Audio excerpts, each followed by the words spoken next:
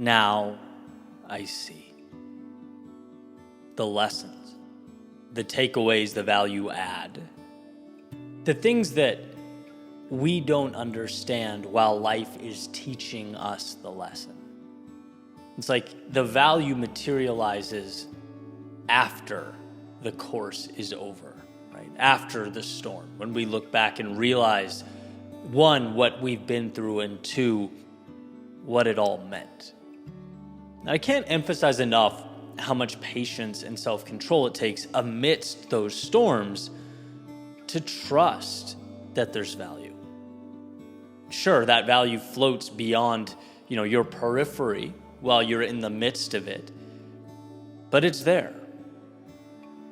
The same way that in the middle of the night, right, if I wake up and want to, turn my light on, right, I can reach for it. I can't see it. It's pitch black, it's dark, but history and repetition has shown me that if I extend my hand and I fumble around for a second, I will, one, find the switch, and two, turn on the light that will then infiltrate the room, right? And the same thing applies. We have to hold on to that faith during life's turbulence, during times of pain and discomfort. Because when things aren't their best, we are presented what feels like that dark room at midnight. Empty space and unknowns. But it's continuously flexing that muscle, strengthening the understanding that light is an arm's reach away. And when the time is right, it will illuminate exactly what we need it to. See, the truth is, everything I lost created space for the things I needed most. My deficiencies highlighted my strengths. My failures ended up showing me just how much I could withstand, right? And what's more powerful than being armed with the understanding that you can get through anything? Human beings have the gift of engaging in delayed gratification, taking on difficulty now for a reward at a later time. And the same thing applies to those difficult things, difficult experiences that we didn't ask for, right? The exact same idea. Instead of intentionally going to the gym and suffering for a reward later, sometimes life brings the gym to us, right? We didn't ask for it, but there's the adversity. You're tired, you're hurting, you're a million things. But you won't see until later that what also happened is you were made stronger. That in the fighting, you were given something miraculous. Okay, so what? What's the point? Well, the point is, it's not natural to, during our struggle, be uplifted by what the pain will become, right? We tend to forget about that. We forget about the gift that's put in the mail and addressed to a future you the second life becomes difficult. But I want you to find comfort in that fact. I want you to battle harder because of that fact. I want you to show up for yourself because of that fact. And remember that step by step by step, you will get through. And when you do, you won't be empty-handed. You'll have something that you couldn't have even fathomed or comprehended prior to the chaos. And trust me, I get that it's tough. I get that it's easier said than done. But if you can find it within yourself to rise to the occasion here, you'll see that you weren't just enduring, you were growing, you were becoming. Just because you cannot see the value doesn't mean there is no value. When you're fighting through, no one says, hey, in 2 years, you'll be a different man or woman because of what you're going through now. Hey, that hole you feel in your heart, that will be the exact same space the best things in your world will occupy someday. Hey, the loneliness or exhaustion or fear will teach you to truly appreciate the other side as soon as you emerge from this valley. You don't need to see it. You don't need to completely understand it. But you need to know it's there. And you need to know that the difficult times, more than any others, are taking you to where you need to be. So keep moving forward into the dark. Keep reaching out for that light switch. You'll find it. And when you do, because of the darkness from which you emerge, that light will never feel so bright and so beautiful. Because of the hell you fought through, the present moment will never feel so miraculous. It's all worth it. You just need to remember that.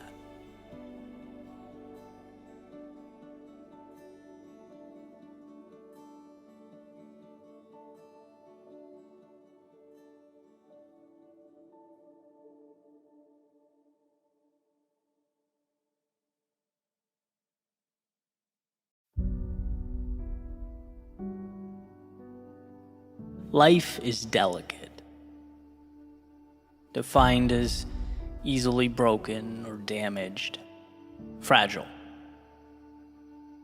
There's nothing around you that's forever. There's no permanence in our world, and sometimes this is a difficult thing to grasp. Certainly, it's why we long for patterns of consistency where we can find them. We do everything we can to manufacture some semblance of predictability for as long as we can. Doing our best to repress the idea that everything we know is as temporary as a setting sun. I had a family member rush to the ER a few days ago. And thank God she's completely fine. She's back home, she's doing her thing. But I can't stop thinking about the call. How it shook me to my core, how my walls of certainty and predictability were breached. It was this unsettling reminder that life as we know it isn't guaranteed, that things we love, they're not untouchable. I had to look my helplessness in the face for the first time in a while and realize, well, just how little of the world is mine to control. Which brings me back to a conversation I had when I was younger. I talk about my grandfather often in my work, primarily because of a few impactful conversations that we had. And it's interesting to me how relevant they continue to be. I remember a handful of times we talked from childhood, and it's like I piece them together retroactively. Things make sense as I get older and kind of figure out what it all means. One of my last conversations with him, we went to this little diner called Leo's along the Cape Cod Canal. And he said to me, there are things now that seem impossible. But as you grow and you get older, they make sense, right? Even the most challenging things become manageable. And I get mad at myself for not understanding the context at the time or putting two and two together. But basically, he was diagnosed with a brain tumor and he knew what that meant. Right? And was basically giving me a heads up, like, kiddo, this is going to be tough, but hang in there. And that was one of the first times I've dealt with loss of that magnitude. Right? And when you're young, so many things seem stable. They seem certain. You don't yet get the fluidity of life. That stream is moving, and no matter what, it's going to continue to move. Sometimes that means it takes you places and presents realities that overtake the map that you created for the world, what you understood, what you hoped for. That little understanding of what life means. And I guess I wanted to pick up the baton from that conversation and pass it on to you with maybe a more comprehensive viewpoint. Because I think contained in those words is a message so powerful, so important, that we really can't afford to miss it. It's like, yes, life is unpredictable. And yes, life can hurt and humble us and knock down what we thought was certain. It can challenge what we believed and shake our foundations. It can make us feel small in a universe that stretches beyond comprehension. But at the very center of all of that we are equipped with something that can't be broken. The only thing that can't be ripped away. The sun around which everything else revolves, your ability to endure, your strength to carry on, to take one step forward. Whether it feels like you're entrenched in the depths of hell or swinging from the stars in the sky, your resilience, your ability to not only handle life around you, but rise from the ashes of its turbulence and its misfortune, that will never leave you if you don't let it. Viktor Frankl has said, everything can be taken from a man, but one thing, the last of the human freedoms, to choose one's attitude in any given set of circumstances, to choose one's own way. See, life might be more than we can control or comprehend, but amidst the might and power of its ocean, our determination is unsinkable. And believe me, there are times when you hear this and think, well, okay, that doesn't affect me. I'm good.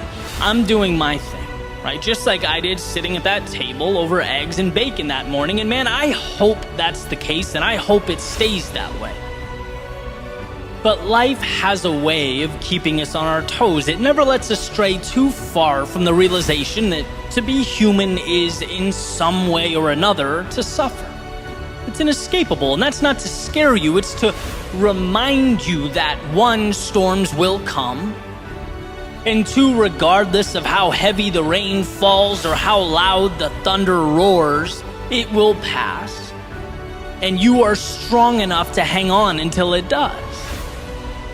That as you grow and as you evolve, you become more and more capable of seeing the inevitable, not as the world's personal vendetta against you, but as your time to dig deep and find within yourself the strength and the courage that was there all along.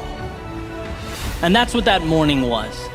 A message that, look, what's coming will hurt, but you can handle it. And not only that, every time life brings you to your knees, you get back up stronger. That doesn't mean it's easy, but the point is not that it's supposed to be easy. It's that you're capable of handling a world that is not easy. You're capable of navigating a reality that is not simple, a sea that is not smooth sailing. You're equipped to handle the complex. And sometimes that little reminder is the greatest gift one can receive. There's so much I can't control, but my God, there's so much I can.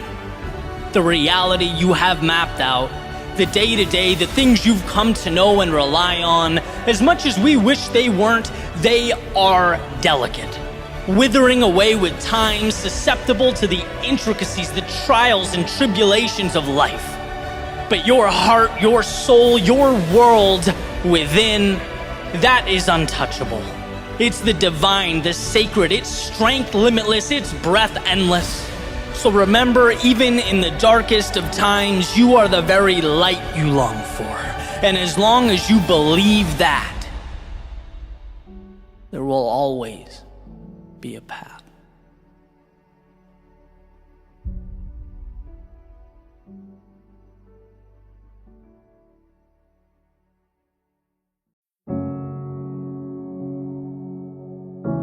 There's a quote that states, life is 10% what happens to you and 90% how you react to it.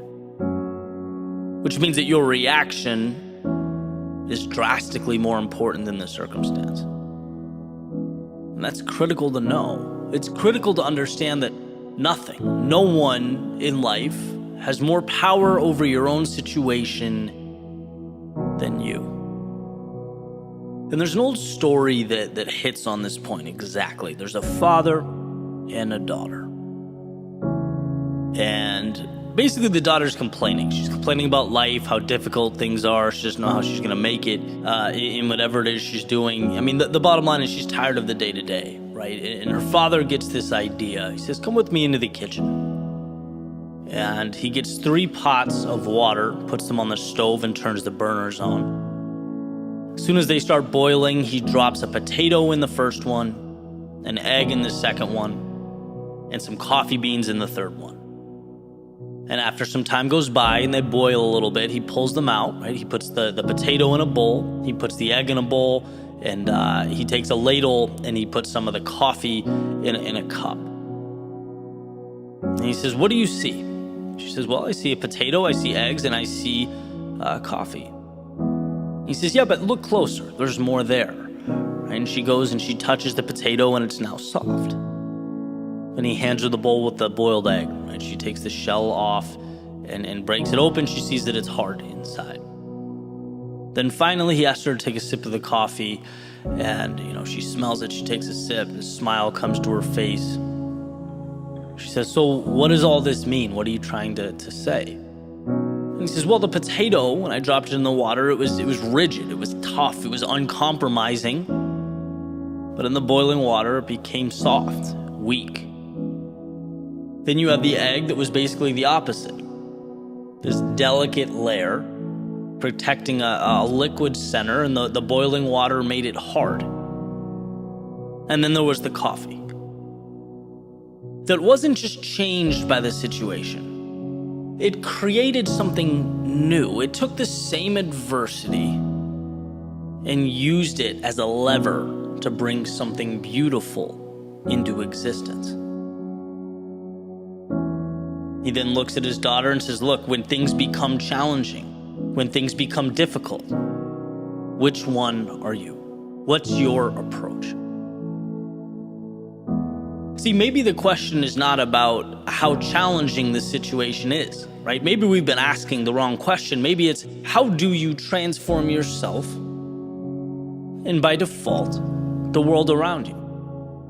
How do you take your strengths, your values, your loves, your joys, your happiness, and let that lead you into something bigger?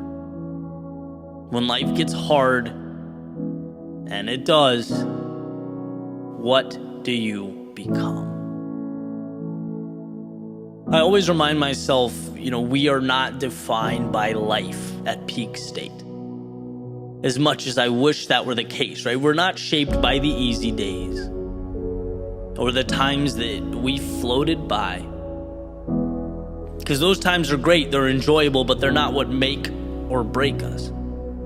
It's the times that challenge us and ask us to be what we have not yet become. That's the good stuff. And this is another one of those, simple but not easy type things, because on paper it makes sense, it's understood. But it's an outlook that manifests over time. It's slowly stacked piece by piece and brick by brick, realizing that every situation provides you with tools to make something out of an apparent nothing. And then it waits, right? Because fate is in your hands. And I can certainly think of, times in my life, that's one of the reasons I love these stories. I can reflect where each one of those pots of boiling water was relevant, right? I can think of times I was too headstrong, like the metaphorical potato. I thought success would be easy. I thought projects would be simple to execute. I spent months doing things that just weren't good because I didn't ask, what does the world need? I asked myself, what do I want to give the world? And there has to be a marriage there, right? And it was a quick reminder that the world owes me nothing. I was humbled or softened, as the story goes. I've been the egg, I've been timid, I've been uncertain, thin-skinned, worrying about what people would say or the content I was creating, worried about perception. How would things look if I failed? And very quickly, I learned that when life is a game of comparison or one-upmanship, when you do things for reasons and people other than yourself, can't win. you overcompensate. You do things for the wrong reasons and you lose yourself. You become hardened. And then there's the good stuff, right? Getting to the coffee, not bowing down to the circumstances, but shaping them. Not letting life dictate how the story goes or the fate of your character. And what's interesting is I'm pretty sure that being that metaphorical egg and the potato, they lay the foundation to become the coffee, the life lessons, the falling down, the picking my ego up off the floor, learning to trust myself, not be led by the opinions and expectations of others.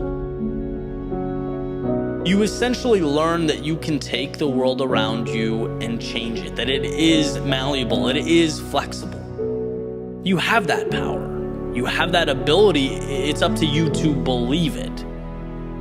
And that's critical because no one comes along and co-signs that understanding for you. It's an internal process.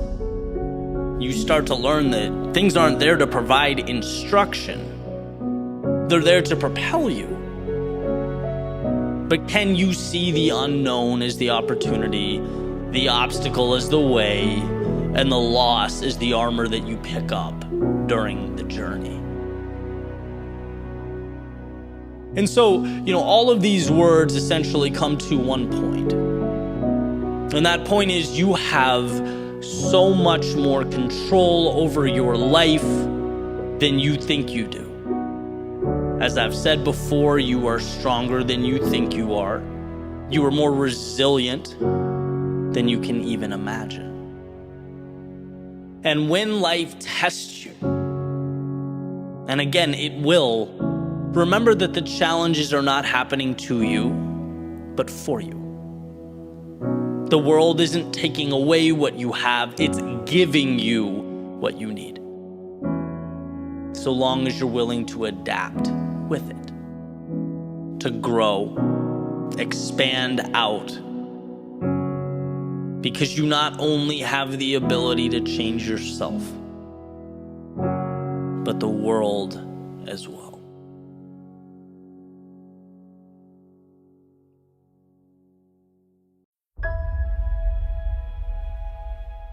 Hope. That bridge that connects the present to a more ideal world. The idea that no obstacle is too big to overcome, no situation too dire to emerge victorious, and that you are never confined to how things are. FDR has said, we have always held to hope. The belief, the conviction that there is a better life, a better world beyond the horizon.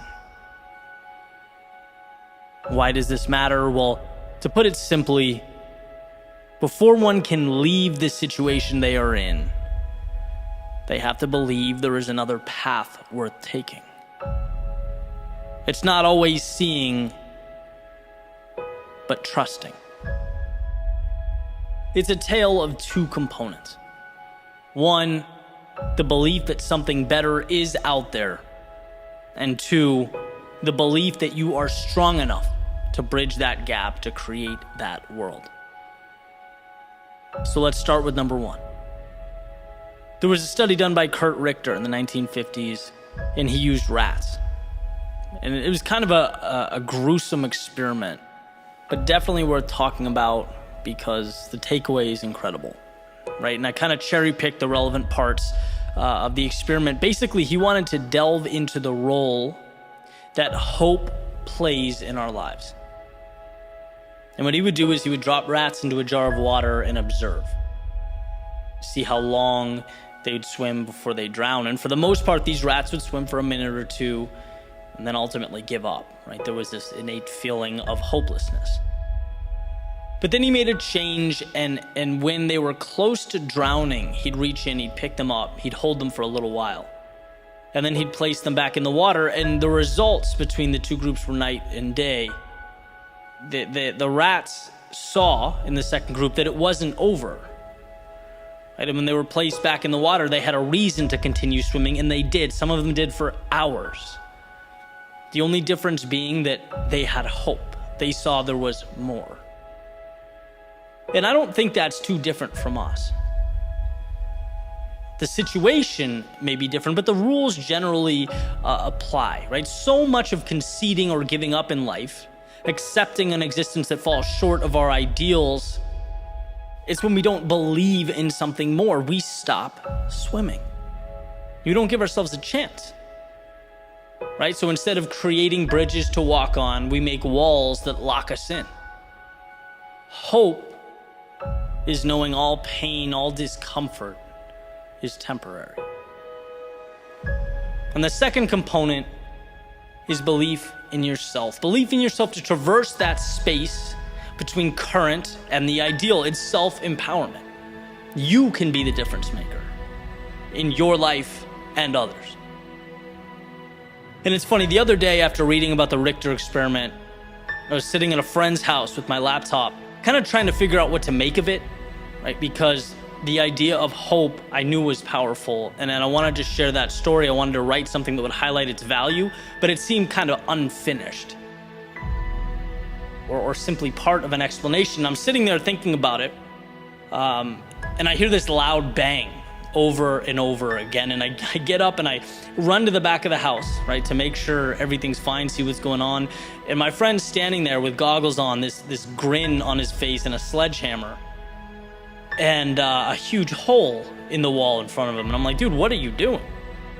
You just knocked your wall down. And he goes, yeah, I wanted to make another closet.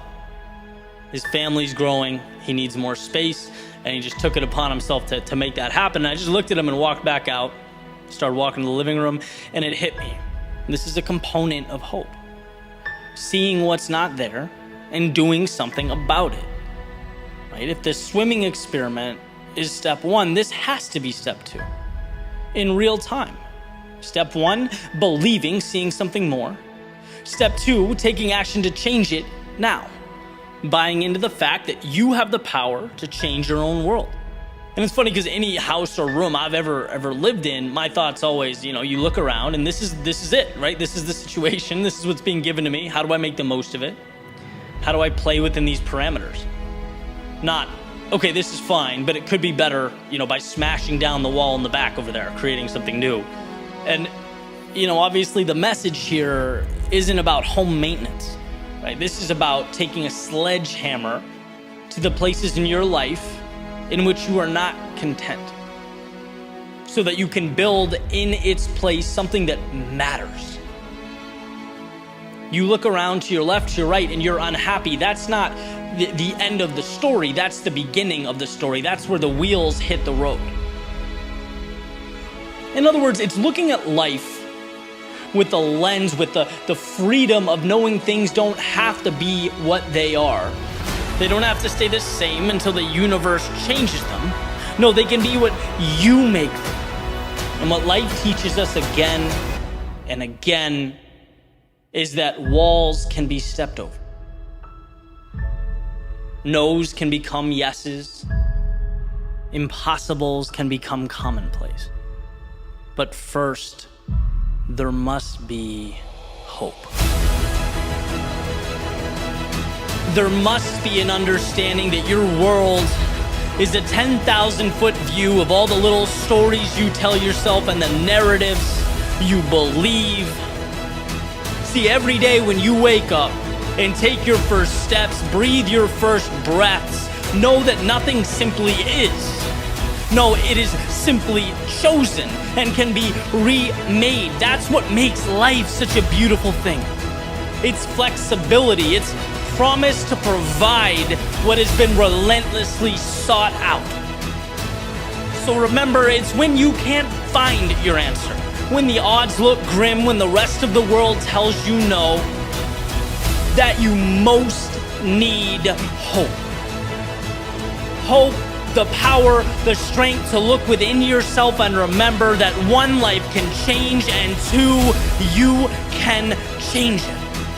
Armed with this understanding, nothing is impossible. When others fail to see the answer, the light in themselves, in the situation, you become the reminder that light is internally manufactured. We aren't given answers so that we may believe them. We are given the opportunity to believe, and thus we create that ending we hope to pursue. And without this, life is nothing more than a permanent status quo. It's holding our hands to the sky and receiving what life chooses to provide. But that's not why you're here. It's not why you woke up today. Not to accept, but to create. To find hope in the tragedy and the hardship, and to find within yourself the strength to move forward with whatever you decide comes next.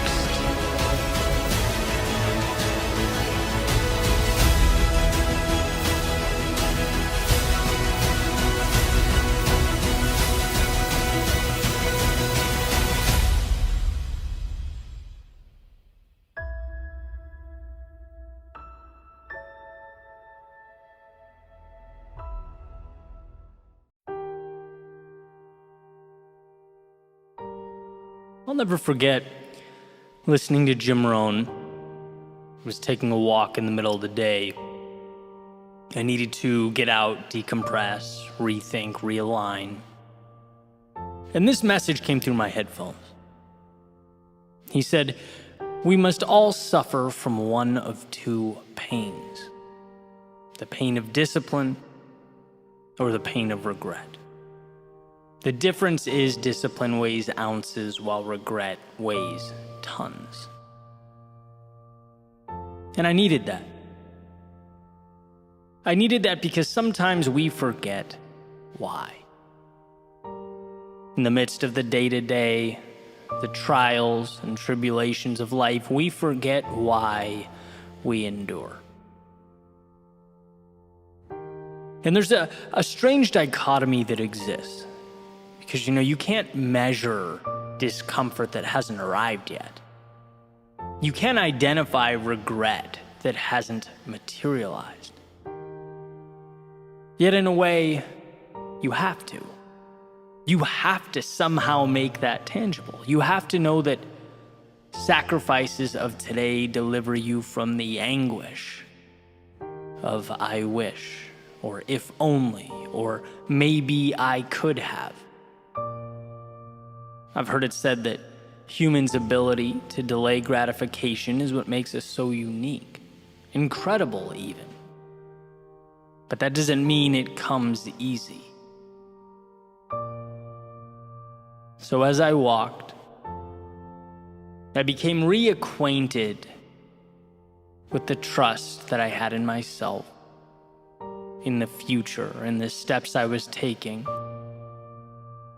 It wasn't that I'd reached some grand finale, but that I gave myself permission to stop constantly expecting one. Worrying when things didn't go as planned, feeling disgusted with myself when I fell short. This is, after all, part of a process. And if one stays the course, builds a foundation of discipline to guide them towards what they believe in, things will evolve. We feel uncertain because new things don't have a precedent, at least not a personal one. And that feeling of, I wish I knew or had some predictability, it's real, it's common. But if minimizing regret is what means the most, then it also means that we must have the discipline to walk steadfast into the unpredictability of tomorrow. A long-term, sustained discipline. In one of my favorite interviews, Bronnie Ware, who wrote the top 5 regrets of the dying, was talking about surrender and how she mentioned in her book, letting go. And I asked her, can you explain that? What's the angle? Because the way I look at life, there's always something you can do. You can always improve your situation somehow.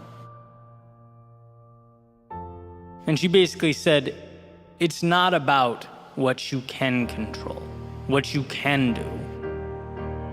It's about putting yourself in position to live the life you want to live, and then letting go of that which you cannot control.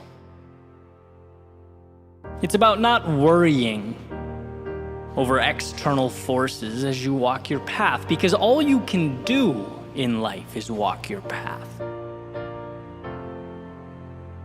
And that became the marker, or the question: am I walking my path? Right, and I look at it like this. First, a vision gives you direction, purpose, keeps you excited, injects meaning into life. Second, discipline keeps you moving, becomes the tiny steps that transport you through your pursuit of meaning. And third, trust in the process. That you are here to give everything you have to give, and then the rest, as Bronnie says, must be surrendered. But the reason I bring this up is because all of it fits together like a puzzle, like 3 pillars of a Parthenon. And when people reach out to me all the time, they're upset that they're not as disciplined as they'd like to be. And they're listening to the speeches, they're watching the videos, they're absorbing the content, trying to improve. But nothing seems to get the engine going. And I'm wondering, what is your North Star? What are you aiming for? Because as far as I'm concerned, it's impossible to be disciplined if you don't have a reason. You know, when Jim Rohn states that the pain is in ounces now, well, there's an implicit compared to what being asked, right? Compared to that top of the mountain that you'd presumably miss out on. So if the mountaintop's not defined, you're on a fool's errand. That's why I had so much trouble with my old career, for example. It's hard to be disciplined. There's no buy-in on the purpose. Right? Using my previous metaphor, it's little steps, sure, but towards what? If you don't know, it's only practical then to look around and ask yourself, why am I taking them? Why not go drink with my friends? Why not stream this series on Netflix until 4 a.m.? Why not skip the workout? You can listen to people on YouTube scream at you to do more and be more and try harder all day, but without that piece, it will not get you very far. A vision, the discipline to pursue it, and a trust in the process. And you could say the same with someone who might have a clear vision, a dream, a perfect idea of what they want, but never take action, right? The discipline never materializes. Makes the endeavor just as meaningless. Things don't change until you take that big picture, that vision, and you break it down into little things you can do every day. That's it. And isn't that amazing? The greatest, most influential people, from the friends and family that inspire us, to the greatest athletes and entertainers, to our greatest thinkers, creators, world leaders, all they do is a handful of things consistently every day in the direction of something that is meaningful to them. A process that has been talked about since the beginning of time. The compound effect, as Darren Hardy calls it. That breakthrough was huge for me.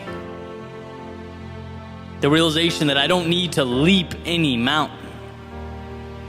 I just need to ascend one tiny rock at a time, and that is not a superhuman ability, that is a single decision.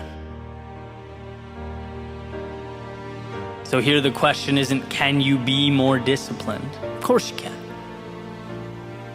The question is, which few things are most meaningful to you Which will you be focusing on every day so that they expand and inject value into you and the world? And then, lastly, there is trust. Sometimes the most difficult. Seeing the unseen, maintaining confidence in that which is unknown. An incredibly challenging expectation in an instantaneous world, a world where things are immediate, feedback is immediate. Messages are sent across the planet instantaneously. Goods and services arrive within hours. We have forgotten patience because it is disintegrating before our very eyes. We are a society of now. But the best things in life, they take time. They require that we hold up our end of the bargain and that we trust life will fall into place. Belief in a process that will come to mean more than anything that arrives in 30 seconds ever could. A vision, the discipline to pursue it, and a trust in the process. So perhaps you're overdue for your midday walk, your little excursion into the soul, to ask yourself, what is it you are moving towards? Why are you doing what you're doing? Does it mean something? And if not, perhaps some adjustment is in order. Perhaps you've lost sight of that North Star that lights up our lives and illuminates the way. Take solace in the fact that life is not as serious as we make it out to be. We don't live in a world of right and wrong, good and bad, yes and no, but a continuum. An opportunity to seek out and find the beautiful ups and the meaningful downs, to set our sights on the horizons that matter. See, when the little things feel too complex or burdensome, it's because the big things are misaligned. And that is a powerful idea to grasp. It's never that life is too difficult. It's that we have closed our eyes. So don't be fooled by those selling you reality as some problem, some obligation that must be dealt with. No, today is the greatest gift of your lifetime. And the same will be true every day moving forward. And to echo Jim Rohn, absolutely it is a gift comprised of sacrifice, discomfort along the way. But that's a small price to pay for entry to the show, for the ability to embrace the mystery and embark upon the adventure. When you're pointed to the right North Star, well, the road, it feels less treacherous on your feet. The hills less strenuous on your legs. What we often deem to be a lack of preparedness, ability, strength, well, might just be a lack of alignment. So adjust. Because this world, flexible and limitless, invites you to do just that. It invites you to explore until you've uncovered your vision. To pursue it like nothing else matters. To sidestep the obstacles, invert the setbacks, and lastly, to find hope when there appears to be none. To set your sails, walk your path, run your race, and surrender to that which is beyond your control. And you'll find that with a vision, with discipline, with trust in the process, there is no situation or circumstance outside the scope of what's possible for you.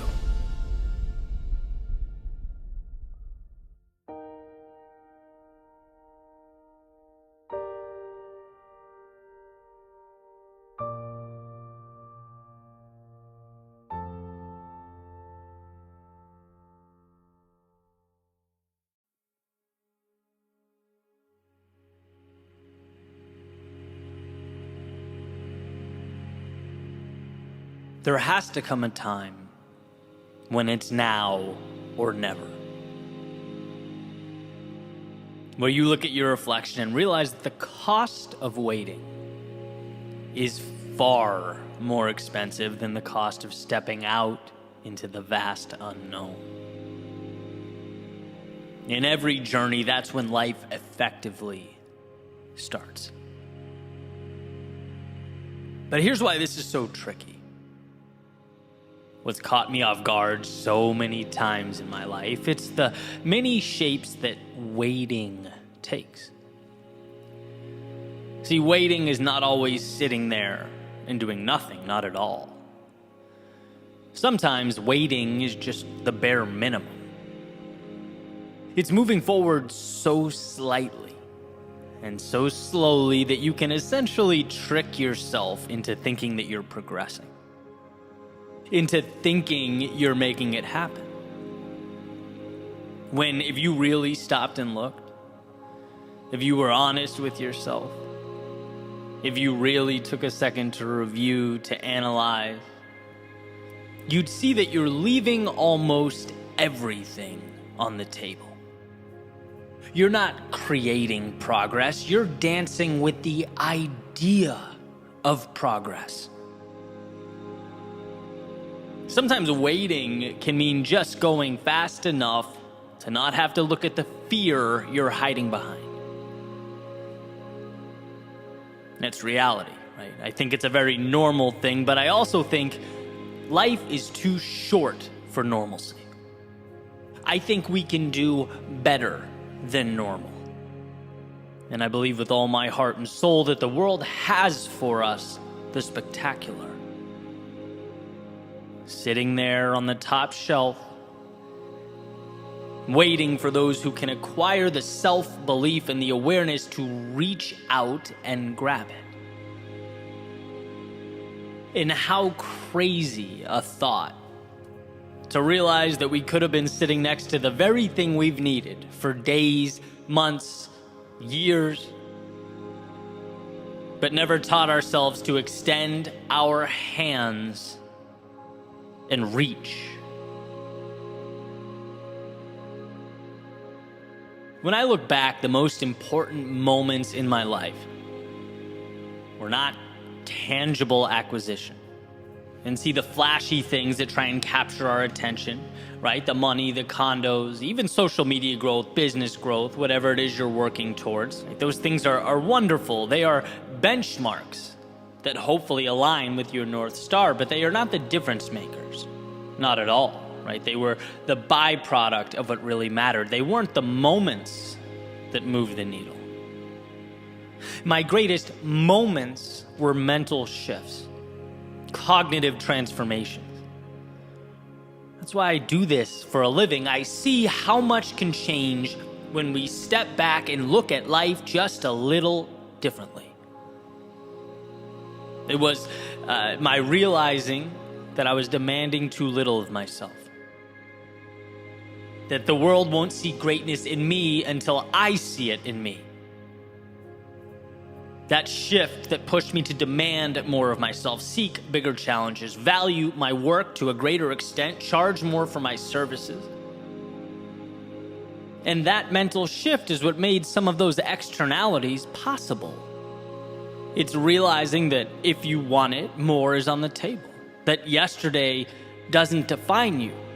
That it's never too late to begin again. That everything you need, you have, right? These are the ideas that truly change lives. They make the difference. And if we don't become aware of these things, we leave them in the rear view. We walk right by them. In other words, the most important moments of my life were when someone or something shook me and effectively said, hey, look around you. If this is what you want, fine, enjoy, right? But for your information, there is more out there. And if you step up just a little, if you do just a little more, if you pivot and come at this thing a little bit differently, you will further that reach. You'll create another ripple effect that will transform your life. But we must stop and look around. A good friend of mine, and this is just the other day, right? We're having lunch, we're talking about marketing, and we always joke that marketing is just a part of the business that I don't particularly enjoy, right? Necessary, but not my favorite. And we're going through kind of different strategies, ideas, and he presents one, and I say something like, I don't need to do that. It seems a little over the top. And unfiltered, he goes, man, you're hurting your reach. Like, what good is that metaphorical restaurant that's not on anyone's radar? You're going to be the best pizza shop that no one knows about. And it just kind of hit me, right? It's like, man, I needed to see that differently. Maybe there's room to be a little more aggressive. Again, one example of many. And not every time is the idea or opportunity the right one or necessary one. Right? But at least you stopped. At least you thought about it. At least you contrasted where you are with the potential upside of doing something differently. That is where we leave opportunity on the table. We most often, myself included, paint regret as this, the result of this blatant walking away from something. A deliberate declaration, sort of oh no, I'm not doing that, no way. And sure, sometimes that's the case, right? Sometimes we're cognizant of our fear and decline to move forward, but I wonder how often our neglect or refusal is softer, more subtle. I wonder how much of our regret comes from simply not stopping and looking around. Not letting in alternative points of view that challenge us and force us to level up. How much of our regret comes from simply not understanding how short life is and how quickly time passes us by? And if we don't create some abrupt change in our day-to-day, if we don't manufacture some momentum in our lives, even when it feels least ideal to do so, the ship we needed to be on will sail away without us. So think back to your hardest days. Even the ones that took you out, that brought you to your knees, and realize that you survived every single one of them. You have, for years, been acquiring the armor, piece by piece, to move into something bigger. You've been learning. You've been evolving. But today, what about sitting down with yourself and having the discussion you don't want to have, but need to have? What about asking if it's time to leap where you once stepped, to run where you once walked? What about taking a good look around and asking why you're living in ways that don't serve you? Why you're conceding so much of what matters? Again, the evolution you want and need is there. It's always there, and that's the key takeaway here. It will always exist. But the question is, will your commitment to stop, to think, and to reach for it be there? Years from now, looking back, I think we'll find that our willingness to ask those questions mattered more than we could have ever imagined. That silence often implies the lack of adversity needed to evolve. Because the reality you want, it doesn't come to you, you must go to it. And that means reapproaching today's normalcy and comfort, seeing those things for what they are, a continuation of the status quo. Nothing changes until you change. So take a look around, examine those pillars holding up your worldview. Not once, but over and over again, and if one, many, or all of them must be knocked down, then so be it. The point here is that you can build. The point here is that life happens on your terms, whether you realize it or not. That doing nothing is accepting what things are. It's a head nod and a thumbs up to reality as is. So again, ask yourself what you want out of life. And if you are missing that mark, tear down what must be torn down. It might be hard now. It might hurt now. It might be uncomfortable now, but when you're eventually standing upon an existence that aligns with who you are and what you want, you'll see how necessary it all was. How it was there the whole time. And thank God you found it within yourself to reach out and take it.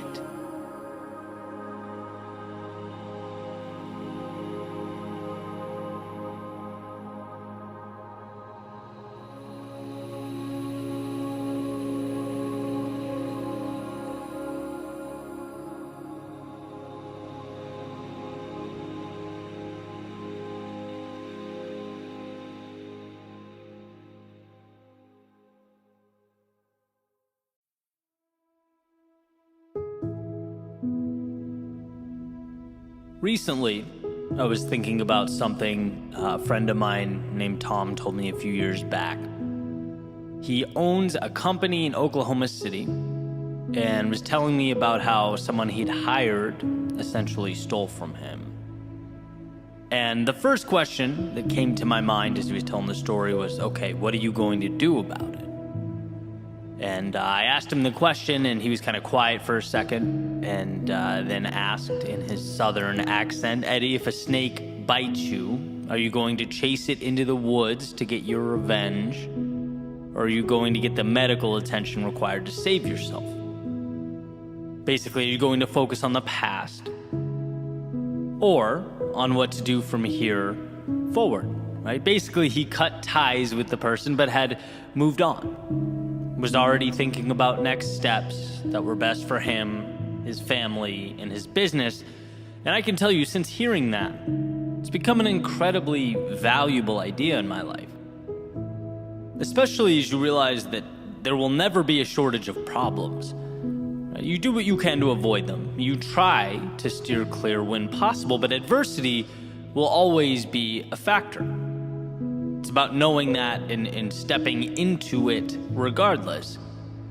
It's something that's always intertwined in our development. And I find value in asking myself, is this action I'm about to take conducive to my growth and my happiness? Or am I just chasing snakes? Does this just feel good in the short term because I'm angry or I've been wronged or something along those lines? Especially since most harm inflicted on others derive from incompetence, not malice, and I truly believe that. I think very frequently we attribute sinister motives to others when 99% of the time it's, sheer stupidity. It's imperfect humans trying to navigate an often complex world. We make mistakes. Now, I'm not suggesting you don't stand up for yourself when you've been wronged or slighted. Of course you should, but the magic is in not personalizing the situation. By possessing the emotional IQ to understand, hey look, it's not about me, but whether I can salvage the situation from here. And that depends solely on how I choose to look at it. Emerson wrote, people do not seem to realize that their opinion of the world is also a confession of their character. And what a powerful point. The flexibility and the leeway available to us when it comes to making sense of the world speaks to not how the world is, but how the onlooker thinks and interprets. Depersonalizing the situation is one of the greatest superpowers at our disposal. When you're angry and accusatory, you will, as Tom put it, end up chasing snakes. You'll end up breaking things that will need to be rebuilt and uttering words you'll wish you'd never spoken. But the 5 seconds required to pause, to collect yourself, and realize that you're in control is everything. The ability to see the person, the situation, or the world not as an adversary stacked against you, but as an inevitable challenge that must be managed. So how will you choose to manage it? How will you choose to arrange the pieces? And by the way, I'm fully aware a constant theme for my speeches and podcasts and videos is the act of pointing not out at the world, but in at ourselves. My responsibility, my fault, my problem to deal with. I understand just how heavy that is, how hard that can be. Especially when deflecting blame often feels like it would just be a tremendous weight off of our shoulders, when revenge feels like the easy, intuitive move. But again, it's short-term relief. To truly grow, to find the calm and happiness and meaning we long for, it's the internal relationship with ourselves that matters most.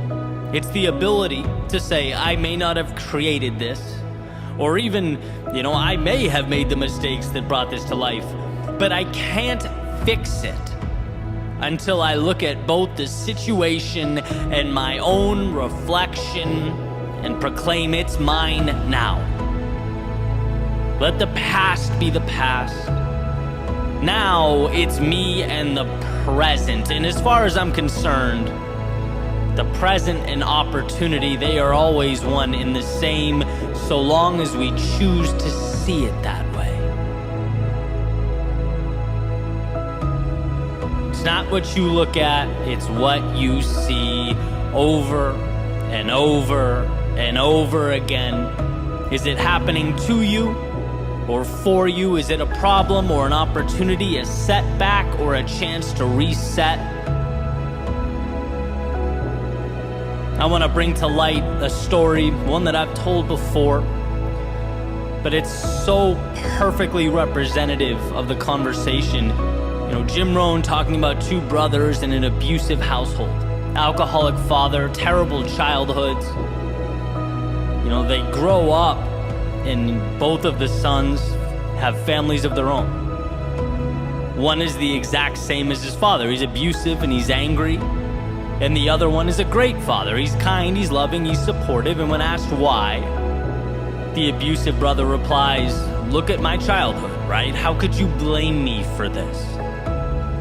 The other brother, when asked, responds, look at my childhood, right? How could I let myself treat my family the same way?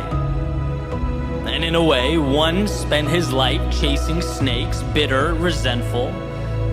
The other one asked, well, that was terrible, but what can I do to right the wrong? One personalized it, the other used it as a lever or stepping stone. And this is, of course, a simplification, but I believe every struggle we face in our lives at its core contains some element of this choice. From the little things to the big things, where do I go from here? It's mine now, and I can choose whether to make it better or worse. Chase the snake into the woods or march forward to find the value and right the ship. Remember that when it's hardest, when you least want to. Remember that the present contains every single thing you need to begin a journey to recovery, to growth, to contentment and meaning. You, on your end, though, need to be willing to slow down the moment. Need to be willing to collect yourself and give yourself permission to take that necessary and appropriate step.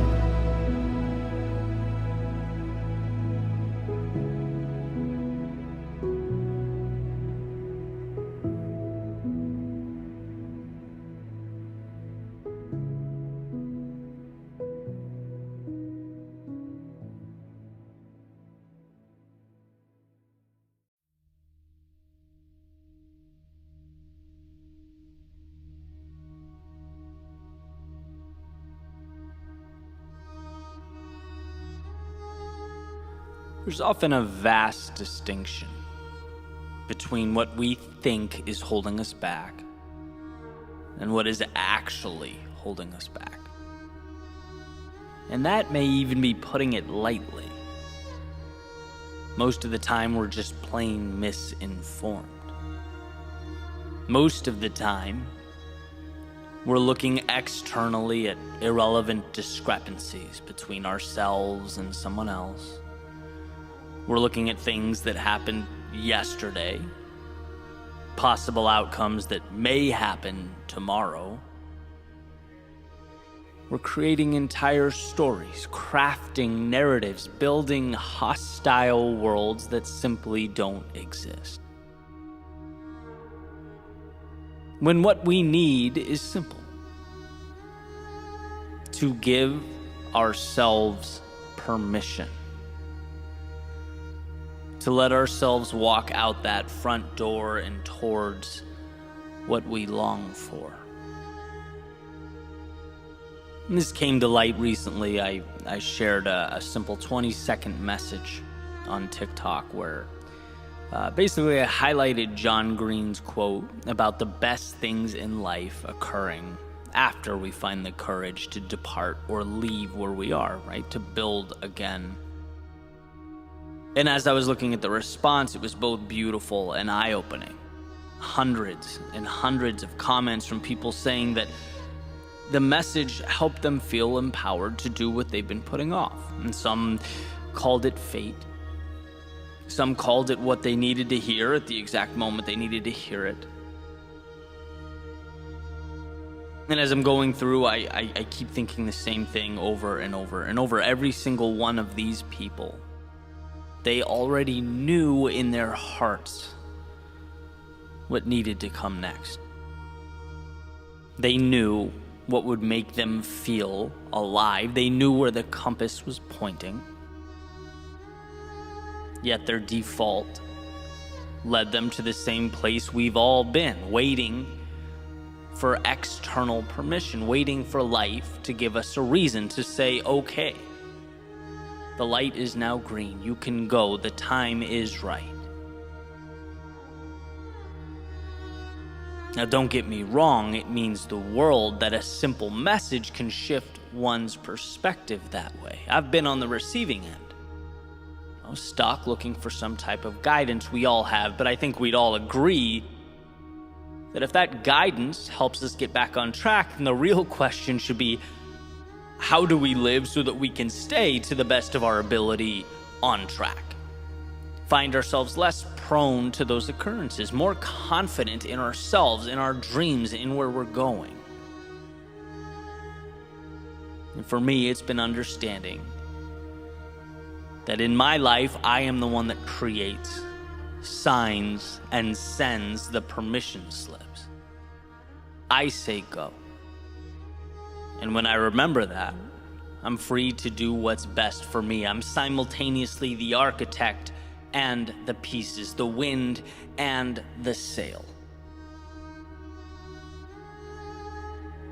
See, you don't need a reason to walk out of a relationship you're not happy in. You don't need a reason to leave a job that's not pushing you to be who you most want to become. You don't need a reason to change a habit or reinvent yourself or begin again. No, all you need is the courage to green light what your heart already knows it wants. We think that the external world has the answers for us, when in reality, we've had them the whole time. We just want something to point to say, see, I was right. But we don't need to be reactive. We can be proactive. You can be the one that lights the fire. When you follow your intuition, your heart, your sense of purpose, life conforms because it has to conform. When you become an immovable object, life around you moves. It makes way, and if it doesn't, then you go back to the drawing board, you adapt and adjust. And that's the beauty of life. That's how we build meaning, trusting ourselves to walk into that resistance. Because the friction and the headwind is never what's holding us back. Are they uncomfortable? Yeah. At times. Does it scare us? Sure. It's supposed to. But it's not what holds you back. Waiting for someone or something to come along and greenlight your journey through life is what holds you back. And it's funny, I think we again and again overlook the simplest of truths. The hardest part is starting. It's convincing yourself that 1, it's possible, and 2, you're worth it. Everything else you face from the second you walk out that front door can be conquered. In fact, we ourselves grow along the way so that we can rise up and meet the demands of life, but it's unquestionably doable. That thought as you look out the window, right? What if the worst case scenario happens? It can't. Because the worst case scenario is sitting in that seat your whole life, looking out the window and imagining a world where you found the courage to be more, to explore, to live life as it was meant to be lived. But let's say that what we fear does come to fruition. Then I ask, what are the odds it's reversible? Probably high. Let's say I want to start a podcast and I finally work up the courage and I get my mic and I start my show and no one listens. But I keep going and nothing sticks. And most importantly, I learn, look, I'm really not crazy about this idea. It wasn't what I thought it was. It's not me. Okay, perfect. Now you know. And sure, it took time to learn that lesson. But you have the rest of your life to continue the beautiful experiment, to search for what lights you up. But you found the courage to explore, to try, to begin, and you are now better because of it. That's your worst case scenario? Sounds a lot less scary to me than a life lived sitting there looking out the window. See, we can't let the fear of an unlikely worst case stop the possibility of that oh so coveted best case. Don't let the virtually 0% probability of losing everything overshadow the opportunity to gain everything. Let's never allow ourselves to get caught standing still, waiting for the universe to give us the answer, as though we're waiting for a letter in the mail. No, give yourself permission to see the upside, to make your own decisions, and most importantly, to live your life.